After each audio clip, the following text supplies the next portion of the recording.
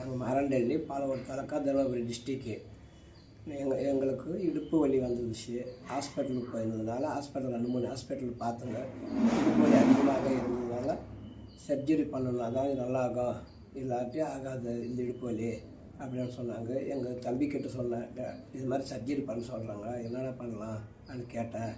அதுக்கு அவர் இல்லைண்ணா நானும் ஒரு இடத்துல போய் பார்த்தேன், ஒசூரில் ஃபிசியோதெரப்பி ஹாஸ்பிட்டல்ன்ட்டு இருக்குது. ஒசூரில் போய் பார்த்ததுனால எனக்கு நல்லா ஆயிடுச்சு அந்த இடத்துல.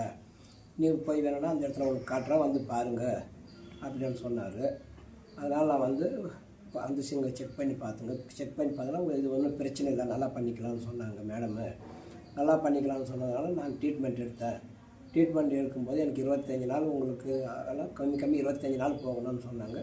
அந்த 25 நாளில் ட்ரீட்மெண்ட்லேயே எனக்கு ஒரு 18-20 நாள்லேயே எனக்கு சரியாயிடுச்சு. கொஞ்சம் இப்போ நல்லா நடக்கிறேன், நல்லா உக்கார்றேன், எழுறேன், எனக்கு எந்த பிரச்சனையும் இல்லை. நீங்கள் பார்த்து ட்ரீட்மெண்ட் எடுத்துக்க வேணும்னா யாராவது இருந்தால்.